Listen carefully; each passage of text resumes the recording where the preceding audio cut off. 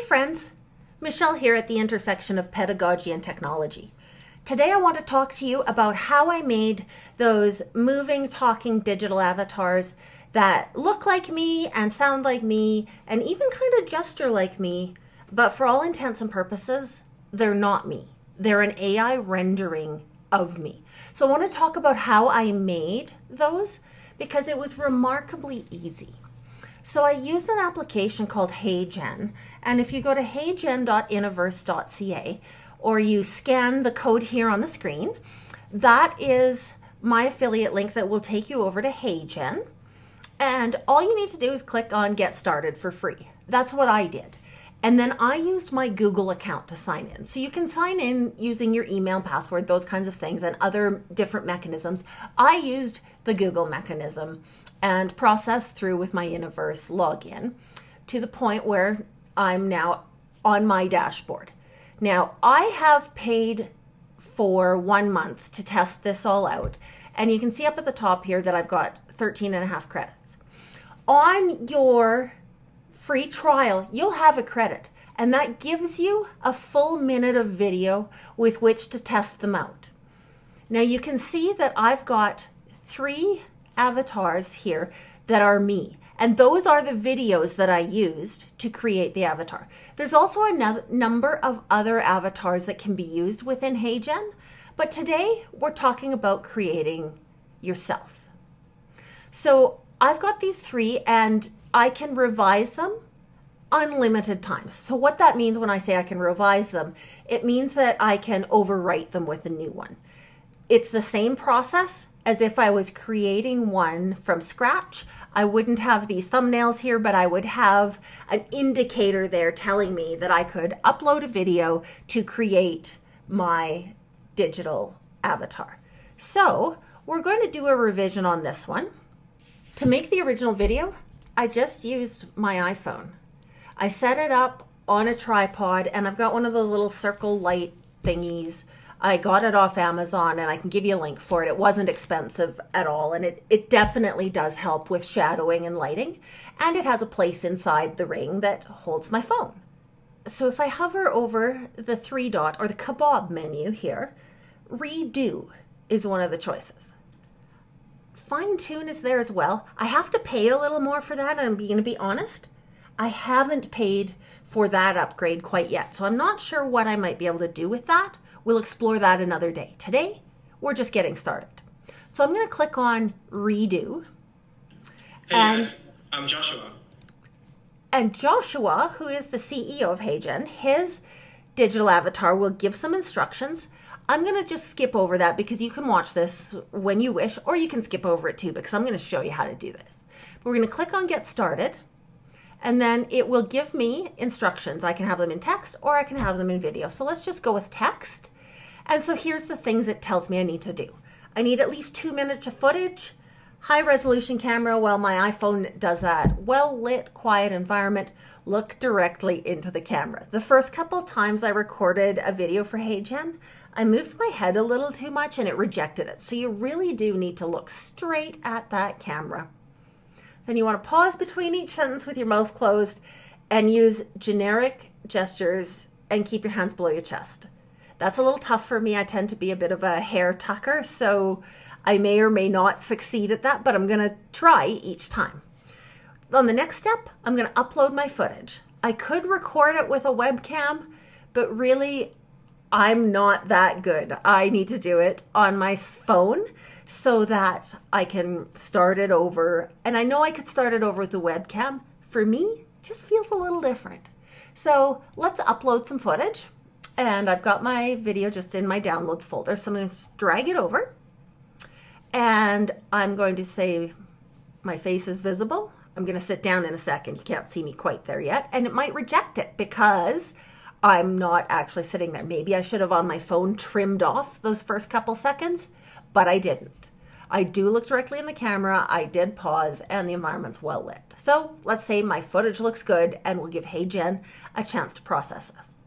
Now, before it will process it, here is the security, and I love the digital citizenship right here. To prevent misuse of technology, we need to confirm the person in the video is you. And so I've got a little recorded scenario here that I did previously, or I can record the consent. And so for today, I'm going to click on record consent so you can see what this looks like. So I'm going to speak it in English and I'm going to read this out loud. So I have to turn on the camera and the microphone to do this.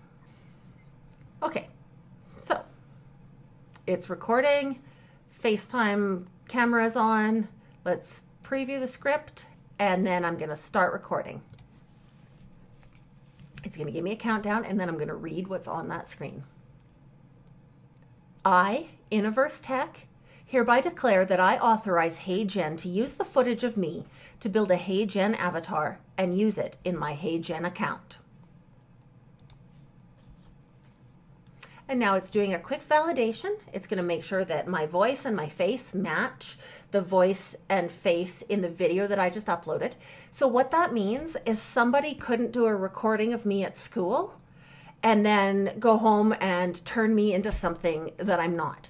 They would need that disclaimer that you see on the screen there that's being processed right now. They would need that in order to turn me into an actual digital avatar. So it's done its comparison. It says my consent is good. And so now I can submit this. It's going to upload my video and then it's going to need a few minutes to process it as it turns it into a digital avatar. Now, partway through that process of turning it into a digital avatar, it may tell me that my video is not acceptable for what they require of me, and I might have to re-record it. So we'll see if that happens, or we'll see if I get it passed. Time will tell. So video's uploaded, I'm going to hit done, and now you can see that this one is 0% ready, and so I'm going to just give it some time to process, and we'll see if it accepted it. Okay, so you can see that I have a new avatar here, and it's wearing the clothes that I'm wearing right now. It was recorded just moments ago in this same space. So now, to use that avatar, I'm just going to come up here and I'm going to click on Create Video. Now here I can choose if I want to be landscape or portrait. I've recorded my avatar in a landscape format, so I'm going to create a video in a landscape format. If I were creating for TikTok or for YouTube Shorts, I could do the portrait, but I'm going to do landscape today. This brings me in and I can select the avatar that I want. You can see it's got a few over here, so I'm going to pick today's. And I can type in here anything that I want the avatar to speak about. So we'll just type in a sentence and then I can preview the audio and then I can create the video itself. Okay, so let's paste in some text to produce. And now I can take a listen. And I didn't realize this at first. I thought I had to generate the video to be able to listen to how the speech was set up, because I can make some adjustments to the speech before I complete the video. So if there's a mispronunciation or if it just needs to pause a little bit longer to sound right, I can make that happen. So let's hit play scripts and let's listen to it speak. Hey friends, today I want to take a look at how to use Canva to create fun bell ringer videos to use either at the start of class or at the end of class as an exit ticket. Okay, that was pretty good. Now, if I wanted to put a little bit extra pause here, I can just click in, and this little button here adds a 5-second pause. So let's just click that in. Let's make her pause after the word class before she continues. So let's preview that. Hey friends, today I want to take a look at how to use Canva to create fun bell ringer videos to use either at the start of class or at the end of class as an exit ticket.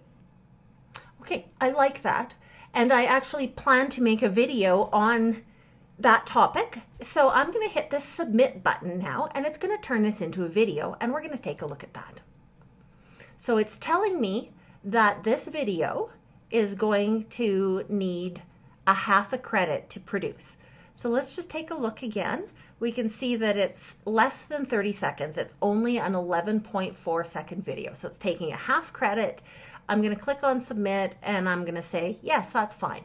Now I could have it not show me this again, but honestly, I like seeing the balance and being able to budget my credits within this. So I'm going to leave that so that every time I do a video, it shows me this. We're going to submit it and it is going to create this video. So I'm going to give it a quick name now that it's in the process of creation. So Canva bell ringer quizzes, we'll call it. And we'll just give it a few minutes to complete, and then we're going to download it and take a last look at it before using it. Okay, so it has processed. I'm going to just click on this download button. That's going to drop it into my downloads folder, and let's just take a real quick look at it. Hey friends, today I want to take a look at how to use Canva to create fun bell ringer videos to use either at the start of class or at the end of class as an exit ticket. Okay, I'm not thrilled with the face at the end, but I can now bring that piece of video into whatever my preferred editor is, whether that's Camtasia or Adobe Premiere Pro or Sony Vegas, or I can edit on WeVideo. Canva's another one that can do some pretty good video editing. So lots of options for me now that I've got that base video. So that's it for today's lesson, and come back another day and we'll explore some other tech tools, or we'll talk about some of the philosophies and pedagogies and technologies, all of the nerdy things for education on this channel. Have a great day, everybody.